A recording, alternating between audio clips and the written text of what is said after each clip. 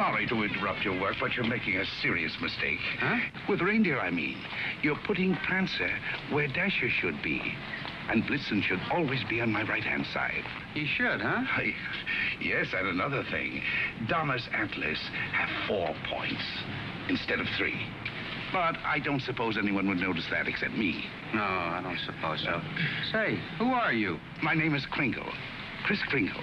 Well, glad I could be of help. Goodbye.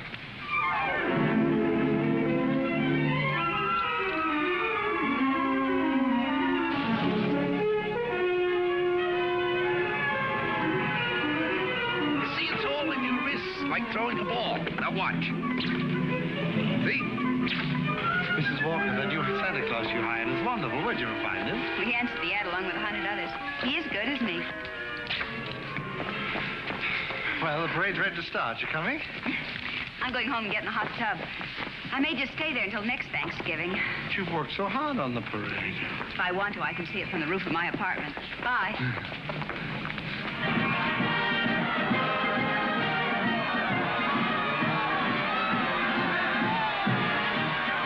Look at that big baseball player. He was a clown last year. They just painted him different. My mother told me. She manages the parade. Wow. He's really a giant, isn't he? Really, Mr. Gailey. And you a lawyer. There are no such things as giants. Well, maybe not now, Susan, but in olden times, like the giant Jack killed in the fairy tale. Oh, one of those. I don't know any fairy tales. You mean your mother or father never read you any? My mother thinks they're silly, and I never met my father. You see, my mother and father were divorced when I was a baby. Well, that baseball player sure looks like a giant to me. Come in. Hello. My housekeeper told me Susan was here. I'm her mother. Yes, Susie's told me quite a bit about you. Oh, she's told me quite a bit about you, too. The man in the front apartment. Hi, dear. Parade's much better than last year. Good. Hope Mr. Macy agrees with you.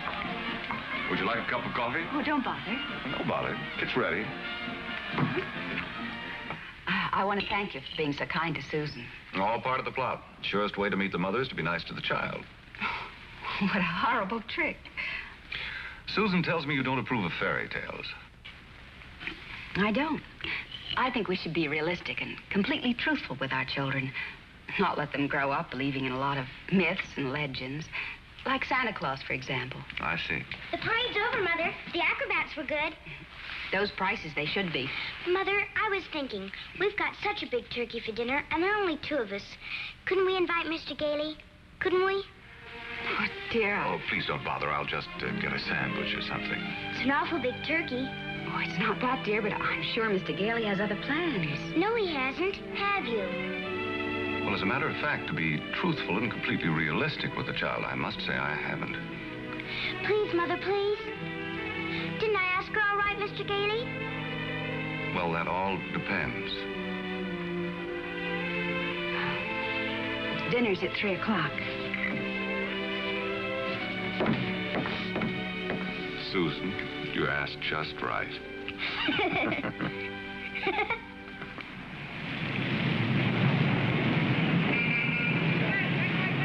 Before those screaming brats arrive, I want to give you a few pointers on how to be a good Santa Claus. Go ahead. Now, here's a list of toys we have to push. You know, things we've overstocked. You'll find that a great many children are undecided as to what they want for Christmas. When this occurs, you immediately suggest one of these items. You understand? I certainly do. All right, here they come. You get up there and go to work and memorize that list. And remember, be jolly. You're working for Macy's. Imagine that. Making a child take something he doesn't want just because he bought too many of the wrong toys. That's what I've been fighting against for years. And what's that, Pop? Trying to commercialize Christmas. And a Merry Christmas to you. Now then, what's your name, little boy? Peter. And what do you want for Christmas, Peter? I want a fire engine just like the big ones, only smaller. It's got real hoses and it squirts real water. I won't do it in the house, only in the backyard, I promise. Now, Peter, I see you're a very good boy, so you'll get your fire engine. You see, I told you to get me one. Yes, dear. Well, look, you wait right over there. Mommy wants to thank Santa, too. What do you mean by saying a thing like that? I've been all over town home trying to find that kind of a fire engine. Macy doesn't have one. Nobody's got one. But you can get those fire engines at the Acme Toy Company on West 46th Street. Only $4.50. Wonderful bargain. Oh, I follow the toy market pretty closely. Macy's sending other people to other stores? Well, the important thing is to keep the children happy. Whether Macy's or somebody else sell the toy, that doesn't matter, does it? Don't you feel that way? Me? Sure, but I didn't think Macy's did. I don't get it. I just don't get it. Oh, yes, we have skates. Nice, shiny skates, and they're very good indeed. But I don't think they're the kind of skates you want. Now, they have really wonderful skates at Gimbals. Gimbals? The sales lady said I was to speak to you. You the head of the toy department? Yes, ma'am, yes. Well, look, I want to congratulate you on Macy's and this new stunt you're doing, sending people to other stores. To think that a big store like this puts the spirit of Christmas before the commercial. I haven't done much shopping here before, but from now on, I'm a regular Macy customer. Gimbals? And when you come to see me at Macy's, I shall tell you all about the wonderful toys. This seems awful silly, Mr. Gailey. Well, maybe you'll feel differently after you've talked to Santa Claus. Goodbye, and Merry Christmas. Now, there. What's your name, little girl? Susan Walker, what's your name? Mine, Kris Kringle. I'm Santa Claus. You don't believe that, do you? You see, my mother is Mrs. Walker, the lady who hired you. But I must say, you're the best-looking one I've ever seen. Thank you. Your whiskers don't have those things that go over your ears. That's because they're real, just like I'm really Santa Claus. Go on, pull them. Well, go ahead, pull. That's it. And what do you want me to bring you for Christmas? Nothing, thank you. Whatever I want, my mother will get me. Sensible and doesn't cost too much. Susan, dear, I think you've taken up enough of this gentleman's time. Your maid had to go home. Her mother sprained her ankle. She asked me to bring Susan down here for you. Yes, she phoned. I thought as long as we were here, we might as well talk to Santa Claus. He's a nice old man, Mother. And his whiskers are real, too. Yes, dear. A lot of old men have real whiskers like that. Susan, if you'd like to go over and look at the dolls, I'll be with you in just a minute. I want to talk to Mr. Gailey. I didn't think there was any harm in saying hello to the old gent. I'm sorry. Well, I think there is harm. I tell her Santa Claus is a myth, and you bring her down here to meet a very convincing old gentleman with real whiskers. What's wrong with that? By filling her full of fairy tales, she'll grow up to believe life is a fantasy instead of a reality. Keep waiting for Prince Charming to come along, and when he does, he'll be a... We were talking about Susie, not you. Whether you agree with me or not, I'll have to ask you to respect my wishes.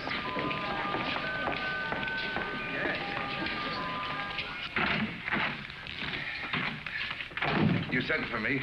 Yes, sit down, won't you? This is a lovely little girl you have here. Thank you. Susan's the reason I asked you to drop down. She's a little confused. Would you tell her that you're not really Santa Claus? That there's actually no such person? I'm sorry to disagree with you, Mrs. Walker, but not only is there such a person, but here I am to prove it. Oh, no, you don't understand. I want you to tell her the truth. What is your name? Kris Kringle. I'll bet you're in the first grade. Second. No, I mean your real name. It is my real name. Second grade. Good gracious. It's a progressive school. Oh, progressive school. Well, where did you get such a lovely outfit? Macy's. We get 10% off. Susan, would you go in and talk to Mrs. Adams for a minute? All right. Goodbye, young lady. Hope I see you again soon. I hope so, too. Bye. Kris Kringle. Address, Brooks Memorial Home for the Aged. If you care to call them and ask for Dr. Pierce, he'll be happy to confirm it. Age is old as my tongue and a little bit older than my teeth. Now, really. Well, that's the truth. Next of kin, Donna, Blitzen, Prancer. And Dancer.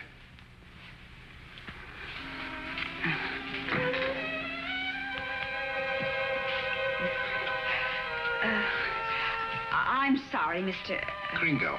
Yes, well, I'm afraid we're going to have to make a change. You see, the Santa Claus we had last year is back in town, and, well, I feel I owe it to him to, Have I done something wrong? No. Excuse me. Yes? Mr. Macy wants to see you immediately, Mrs. Walker. Oh, yes, right away. You'll have to excuse me. Miss Adams will give you your voucher on the way out, and you'll receive a full week's salary.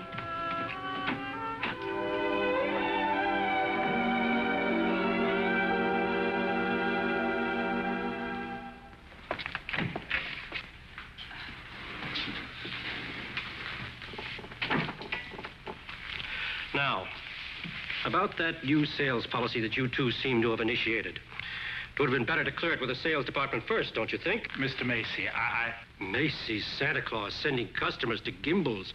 Preposterous. What? Yet, we cannot quarrel with success. Telephone calls, telegrams, over 500 parents expressing their undying gratitude to Macy's. So as a result, I've decided to make this the new sales policy for the entire store. If we haven't got what a customer wants, we'll send him where he can get it. In this way, Macy's will be known as the store with a heart. The store that puts public service ahead of profits. And consequently, of course, we'll make more profits. Well, I just want to express our appreciation and to tell you that in your Christmas envelopes, there'll be a more practical expression of our gratitude. Thank you, Mr. Macy. That'll be all. Thank you. Oh, and tell that wonderful Santa Claus of yours that I haven't forgotten him either. No, never mind. I'll tell him myself. In the morning.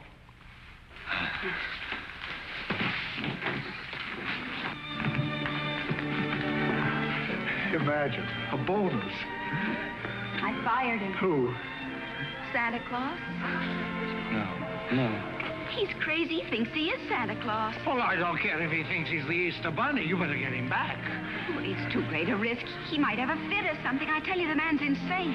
Maybe just a little bit insane. Mr. Sawyer. What? We'll get Sawyer to examine him. He's a psychologist. That's what he's being paid for, to examine the employees.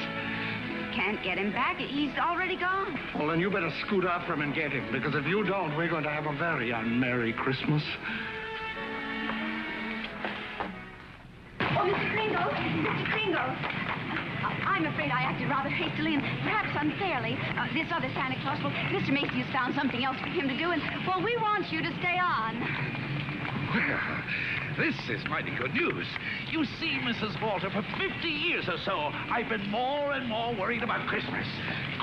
Christmas is not just a day, it's a frame of mind, and that's what they've been changing. Well, I'm glad you're taking me back. Maybe I can do something about it. And I'm glad I met you and your daughter. You're my test case. We are? Yes, in a way, you're the whole thing in miniature. And if I win you over, well, there's still hope. If not, I guess I'm through. But I'll try, and I'm warning you, I don't give up easily. Oh, well, Mr. Kringle, first thing in the morning, could you report to Mr. Sawyer's office for a little examination? Mental examination? Well, partly, yes. Oh, I don't mind. I've taken dozens. Haven't failed one yet. Yeah. How many days in the week? 7. How many things do you see? 4. Muscular coordination? Perfect. Who was vice president under James Monroe? Daniel D. Tompkins. I'll bet your Mr. Sawyer doesn't know that one.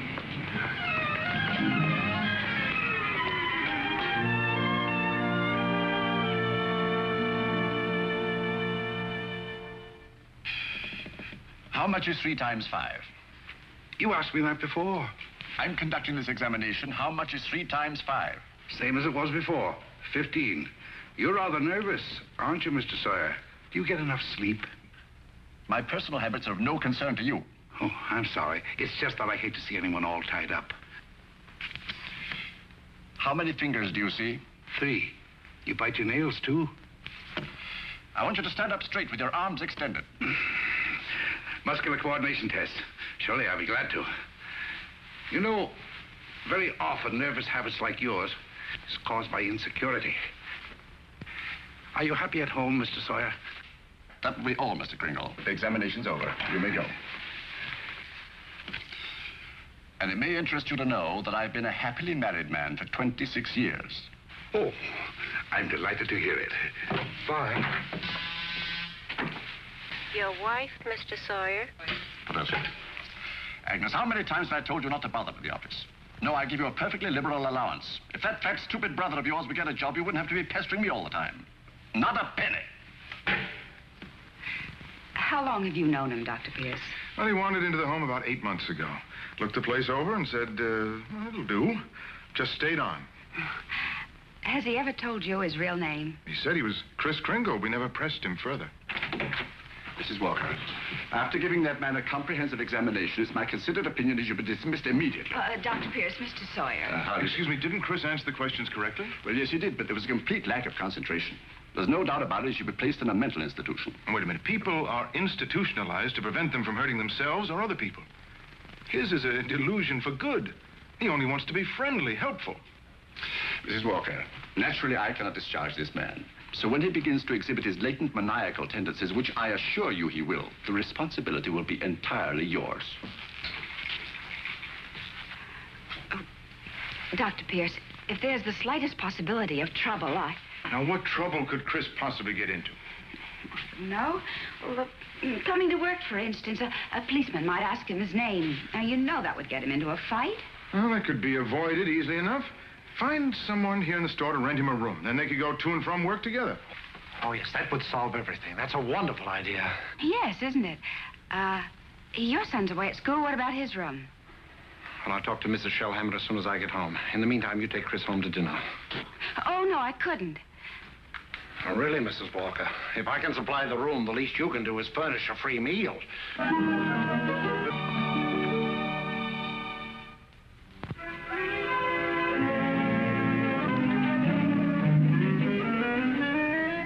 What sort of games do you play, Susan?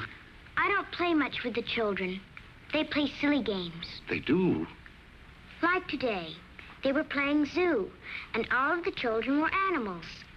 Homer was supposed to be the zookeeper. He said, "What kind of an animal are you?" I said, "I'm not an animal. I'm a girl." He said, "Only animals allowed here. Bye." Oh, that's too bad. Sounds like a wonderful game to me. Of course, to play it right, you've got to have imagination. Do you know what imagination is? That's when you see something and it's really not there. Well, yes. But I believe imagination is a place by itself. Yeah, you know, like, well, you know the British nation and the French nation. Well, this is imagination. Say, how would you like to make snowballs in the summertime? Or drive a bus down Fifth Avenue, Or be the Statue of Liberty in the morning, and in the afternoon, a flock of geese flying south? Well, the first place, you'd have to learn to pretend. That's imagination. Now, the next time they play zoo, you tell Homer you're a monkey. But I don't know how to be a monkey. I'll show you. Now, stand up. First, you bend way over. That's it. Keep your arms loose. Now, then you scratch. On the contrary, the firm of Hazlitt, Sherman, and Hazlitt has been very good to me. But being an exceptional lawyer, I want to open my own office. Naturally. We're having our first lesson in pretending, and we're doing pretty well, too. She'll be having nightmares for weeks. But she'll be having a lot of fun in the daytime. Hello? Oh, Mr. Shellhammer, that's fine. The Shellhammers have a room for you. That's very kind of them, but I've accepted Mr. Gailey's offer to stay with him. Mr. Gailey? I'll get the meat. Oh, thank you, Mr. Shellhammer, but it seems he's made other arrangements. Yes, well, goodbye. Well, here we are. Steak. No, it's venison. A friend of mine at the office gave it to me. What's venison? Oh, deer meat. If you don't like it, I have eggs for you. Could I have eggs, too? Venison, you know, I couldn't. Oh, I forgot. Well, there must be something you want for Christmas. Something that even your mother doesn't know about. Why don't you give me a chance? All right. Good. That's what I want for Christmas. A doll's house like this? No, a real house. A real house? If you're really Santa Claus, you can get it for me. And if you can't, just a nice man with a white beard like Mother says. Well, just because every child doesn't get his wish, that doesn't mean there isn't a Santa Claus. That's what I thought you'd say. But what could you possibly want with a house like this? Live in it with my mother. But you have this lovely apartment. But I want a backyard and a swing and... She can't get it, huh? I didn't say that. Well, that's a tall order. But I'll do the best I can. May I keep this? Mm-hmm. Good night, Susan. Good night.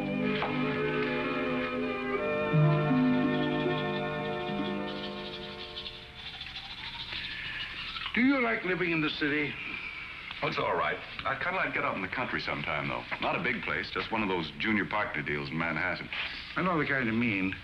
One of those colonial houses. Or Cape Cod. I've been thinking about Mrs. Walker. You know, like a lot of divorced women, she's determined that no one will ever hurt her again.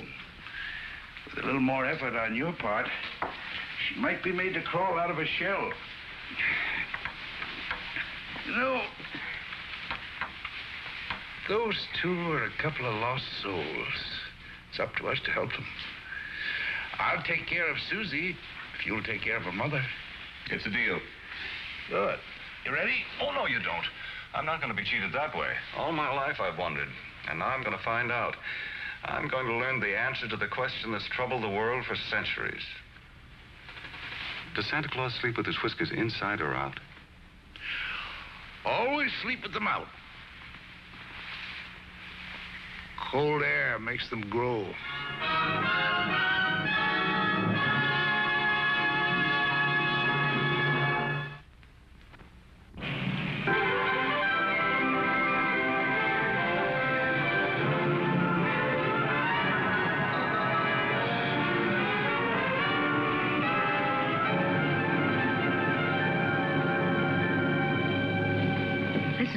I never expected to see. Two can play at this game, Mr. Macy.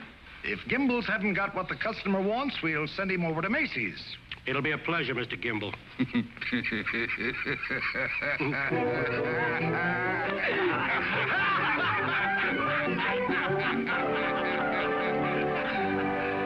There they sat, adult but children still, children at heart. It was summer, warm, glorious summer. The end. Did you like that story, Susan? Mr. Kringle, do you think I'm going to get my house for Christmas? Well, I can't promise, but we mustn't give up hope. Good night, Susan. Tomorrow evening, I'll read you another story. I can't. I've got to go to school. Isn't this vacation? Yes, but this is what they call a required function. Required function? The Fillmore Progressive School requests your presence at a special performance of a Christmas play to be given in the modern manner. What does that mean? A Christmas play without Santa Claus. Well, a Christmas play without a Santa Claus? The performance will be followed by a short address. Subject, exploding the myth of Santa Claus. The guest speaker will be Mr. Albert Sawyer.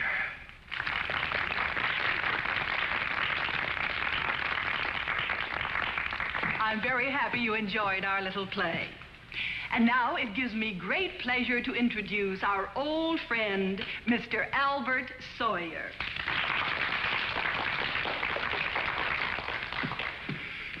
Parents and young people, it's thrilling indeed to see so many happy, smiling faces. I know you're all looking forward to a joyous Christmas. But as those of you in this intelligent group know, this is going to be a Christmas without Santa Claus. Such a person as Santa Claus, St. Nicholas, or Kris Kringle does not exist. Never has existed and never will exist. This silly old man in his red suit represents the wishful dreaming of all people. He's the all-giver, the generous father. Mature adults who keep this myth alive are clinging to childish fantasies and show themselves afraid to face realities. People who play Santa have a strong feeling of guilt. I see nothing to laugh at. Far from being amusing, this myth.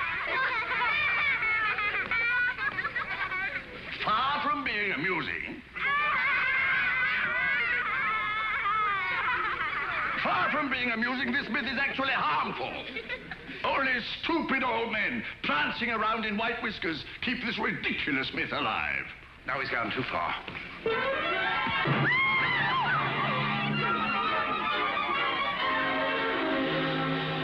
He became violent because I attacked his delusions, and he'll do it again. Well, if you ask me, I think we ought to get an outside psychiatrist to examine him. Then you better do it right away before Mr. Macy hears about it. Oh, that's right. You explain it to Mr. Kringle. After all, you're his friend. Oh, no, I can't. Well, I've grown very fond of him, and this is going to hurt him deeply. I just can't. All right, what can we do? I think I have it. You tell Kringle Mrs. Walker wants him to leave at once in order to have some publicity pictures taken with the mayor. I'll have a car waiting outside, and once we get him in the car, we'll drive him straight off to Bellevue Hospital. Yes, that'll do it. I'll ride up front with the driver.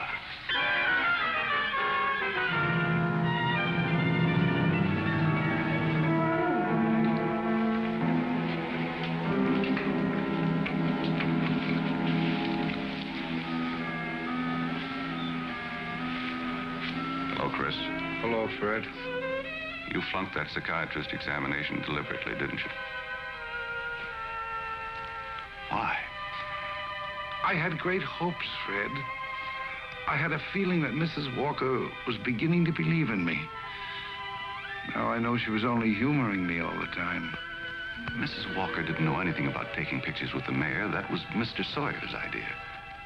It isn't just Mrs. Walker. Take Sawyer. Contemptible, deceitful, dishonest. But he's out there, and I'm here. If that's normal, I don't want it. But you can't just think of yourself. What happens to you matters to a lot of people. People like me who believe in you and what you stand for. People like Susie who are just beginning to. Chris, you can't let them down.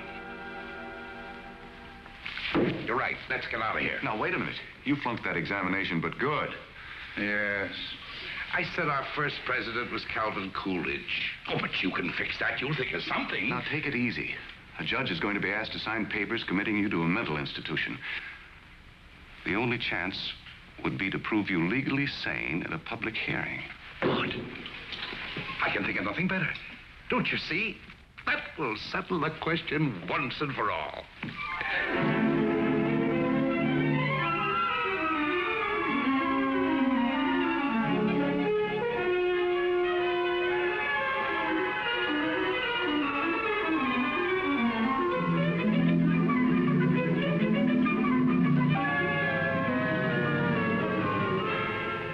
Solemnly swear the evidence you are about to give at this hearing is the truth, the whole truth, and nothing but the truth? I do. Good morning, Your Honor. Good morning. You may proceed, Mr. District Attorney. My name's Thomas Mara. What's yours? Kris Kringle. Oh. Where do you live? That's what this hearing will decide. It's a very sound answer, Mr. Kringle. Thank you, Your Honor. Tell me, do you really believe that you're Santa Claus? Of course. The state rests, Your Honor. In view of this statement, do you still wish to put in a defense, young man? I do, Your Honor. I'm fully aware of my client's opinions. In fact, that is the entire case against him. But Mr. Kringle is not sane because he believes himself to be Santa Claus. An entirely logical assumption, I'm afraid. Not necessarily, Your Honor. You believe yourself to be Judge Harper, yet no one questions your sanity because you are Judge Harper. Mr. Kringle is the subject of this hearing, not me. Exactly. So I intend to prove that Mr. Kringle is Santa Claus.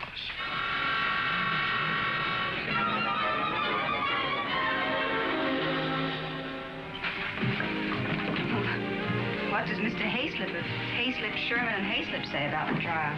That I was jeopardizing the dignity of the firm, that I either dropped the case or they dropped me. So, leaving me no choice, I quit. Oh, Fred, you didn't. Well, I can't let Chris down. He needs me, and all the rest of us need him. Darling, he's a kind, wonderful old man, but... Well, you can't throw away your career because of sentiment. I'm not throwing a career away. I'll get by. I'm a darn good lawyer. This doesn't shake your faith in me, does it? This is a question of common sense, not faith. Faith is believing in things when common sense tells you not to. I wish you could let yourself believe in people like Kris, and in fun, and love, and joy, and all the other intangibles. Can't pay the rent with intangibles. And you can't live without them. Why don't you try a little blind faith, darling? String along with me. I think I've got a right to ask that. I think I have the right to ask you to be a little bit more practical and realistic. Yeah, I suppose you have. It's all cockeyed. Here we are, as close as two people can possibly be, and yet there's a loneliness about it. I've tried my best. I know you have, darling, and so have I. But we're going to need a lot more than each other's arms. And somehow I just don't think we've got it.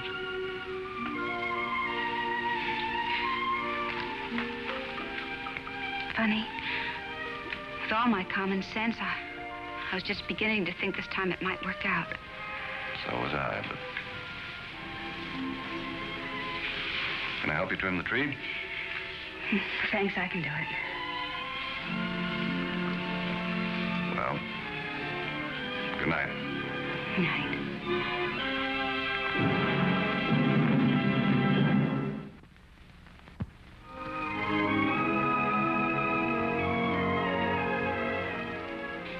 Your name, sir? R.H. Macy. Do you recognize this man? Yes, he's an employee of mine, Kris Kringle. Do you believe him to be of sound mind? I certainly do. Mr. Macy, you're under oath. Do you really believe that this man is Santa Claus?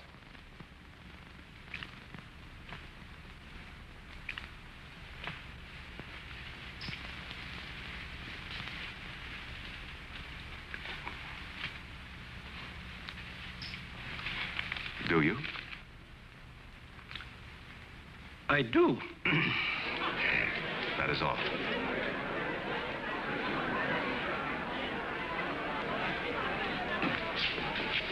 You are fired.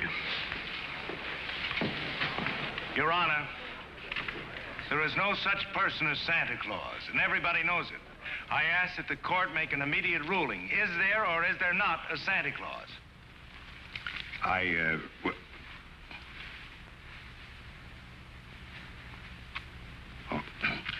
This court will take a short recess to consider the matter. I don't care about the law. I'm talking about politics. You go back in there and rule that there's no Santa Claus, we won't be even able to put you in the primaries. Oh, Charlie. I'm a responsible judge. How can I seriously rule that there is a Santa Claus? All right, go back in there and rule there isn't. The kids read about it, so they don't hang up their stockings. So what happens to all the toys that are supposed to be in them stockings? Nobody buys them. Oh, the toy manufacturers are gonna love that. What about the Christmas card makers, the candy companies? Oh, boy, are you gonna be a popular guy. And what about the Salvation Army? They got a Santa Claus on every corner. Henry, I'm telling you, if you go back in there and rule that there's no Santa Claus, you can count on getting just 2 votes. Your own and that district attorney's out there.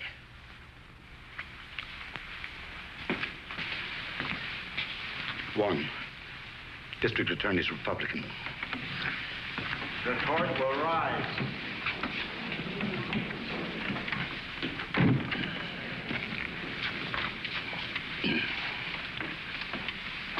This court has just consulted the highest authority available.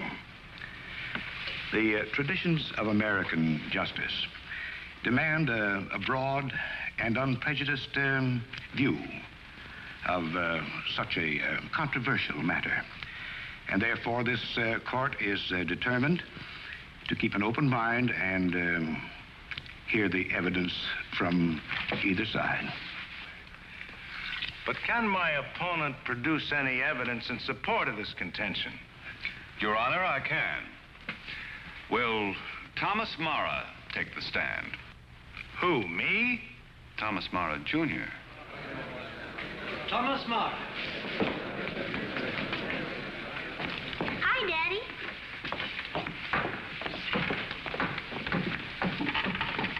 Tommy, you know the difference between telling the truth and telling a lie, don't you? Everybody knows you shouldn't tell a lie, especially in court.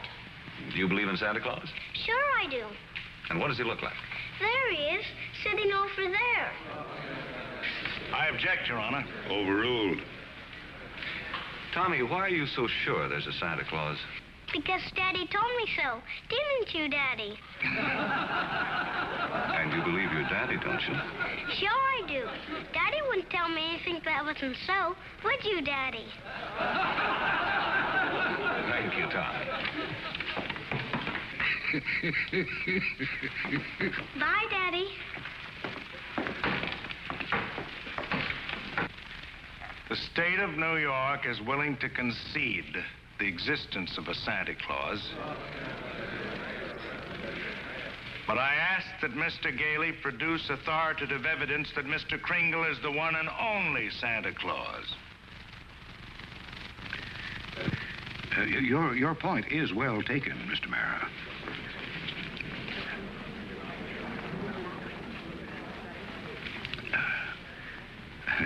Mr. Gailey, are you ready to show that Mr. Kringle is Santa Claus? On the basis of competent authority? Not at this time, Your Honor. I ask for an adjournment until this time tomorrow. This court stands adjourned till 3 o'clock tomorrow afternoon. That's all ready. What are you doing? Writing to Mr. Kringle to tell him I believe in everything he told me. Everything will turn out fine. Oh, that's nice. He'll like that. Where shall I send it? Why don't you send it to the county courthouse? Okay.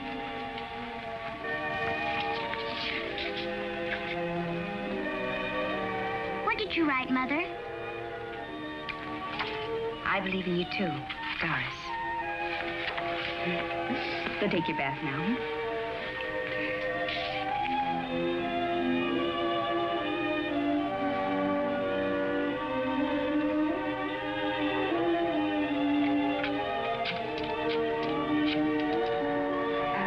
Could you give me the number of the main post office, please?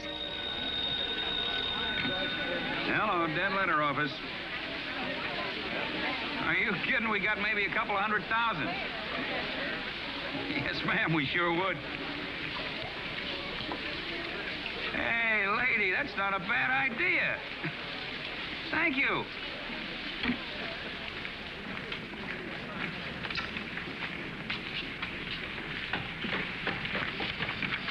Chris, I've got bad news for you.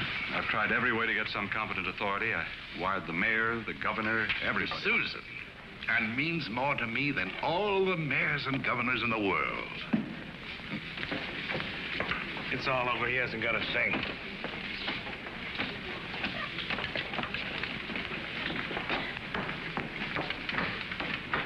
Your Honor, the defense has yet to produce one bit of authoritative proof that this man is really Santa Claus. And in view of the fact that it is Christmas Eve and we're all anxious to get to our homes, I ask that these commitment papers be signed without further delay. Mr. Gailey, have you anything further to offer? I should like to submit the following evidence, Your Honor. It concerns an official agency of the United States government. The Post Office Department, one of the world's largest business concerns, did a gross business last year of $1,112,877,174. Your Honor, I'm sure they're all deeply gratified to know that the Post Office Department is doing nicely, but it hardly has any bearing on this case. Furthermore, the U.S. postal laws make it a criminal offense to willfully misdirect mail or intentionally deliver it to the wrong party. Yeah, Your Honor, I'm sure that the state of New York is willing to admit that the Post Office Department is authoritative, prosperous, and efficient. For the record? For the record. Anything to get on with this case. Then, Your Honor, I offer these letters in evidence. They're simply addressed to Santa Claus, yet they were each delivered to Mr. Kringle by bona fide employees of the Post Office Department. I offer these as authoritative proof. Your Honor, 3 letters are hardly authoritative proof. I have further exhibits, Your Honor, but I hesitate to produce them. Oh, I'm sure we'd all be glad to see them. Oh, yes, indeed. Put them on my desk. On your desk? Yes, yes. Very well, Your Honor.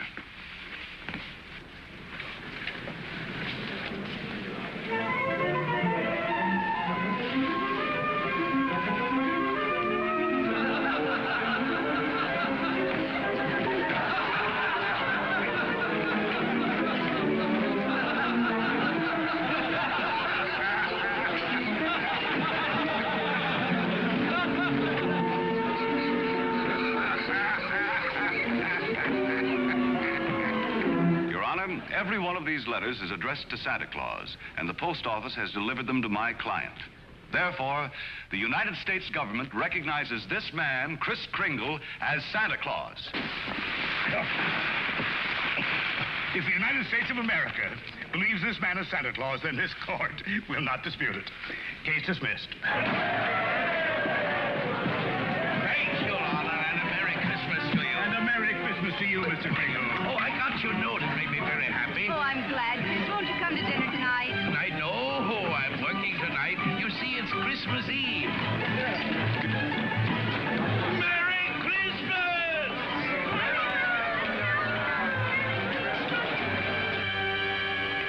What's the matter with Susan? I think she misses Kris. Don't worry, young lady. Kris is bound to come. Didn't get my present, Uncle Fred. Why, darling, you got a lot of presents. Not the one I wanted. Not the one Mr. Kringle was going to get for me. What was that? It doesn't matter. I didn't get it. I knew it wouldn't be here, but I get a letter or something about it. Hello? Hello, Susan. Merry Christmas. Well, it wasn't really a promise. I said I'd do my best. You couldn't get it because you're not Santa Claus, that's why. Just a nice man with white whiskers like my mother says. And I shouldn't have believed you. Susan. Merry Christmas, Kris. I'm sorry Susan is disappointed in me. Oh, she'll be all right. Here's Fred. Merry Christmas. Where are you? Out at the home. Fred, we're giving a little party this afternoon. Will you bring Mrs. Walker and Susan out to help us celebrate? Of course I will. Now, you turn off the parkway at Seymour. Drive 3 blocks, then turn onto Ashley Drive. You'll see it on the right. Got it. Bye. Susan, I was wrong when I told you not to believe in Mr. Kringle. You must have faith in him. But he didn't get me that. That doesn't make sense, Mother. Oh, faith is believing in things even when common sense tells you not to. I mean, even though things don't work out the way you want them to the first time, you still got to believe in people. I'll try.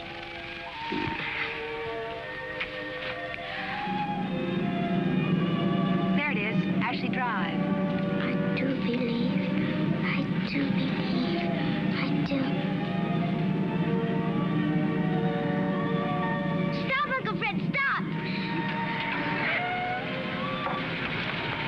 Susan!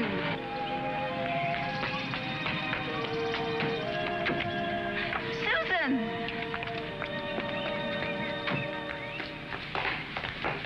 Susan?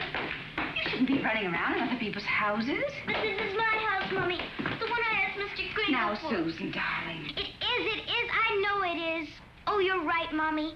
If things don't turn out right the first time, you've still got to believe. Mr. Kringle is Santa Claus. He is. I'm going to see my swings. You told her that?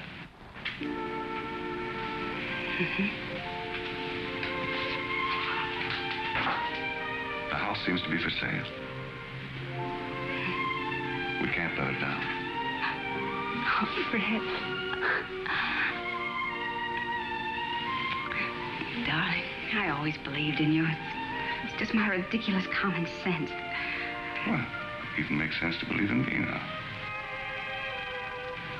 I take a little old man and legally prove that he's Santa Claus. Now, you know.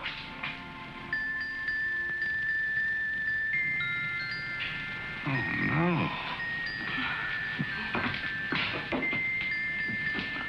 Wait, it must have been left by one of the tenants. Maybe. Maybe I didn't do such a remarkable thing after all.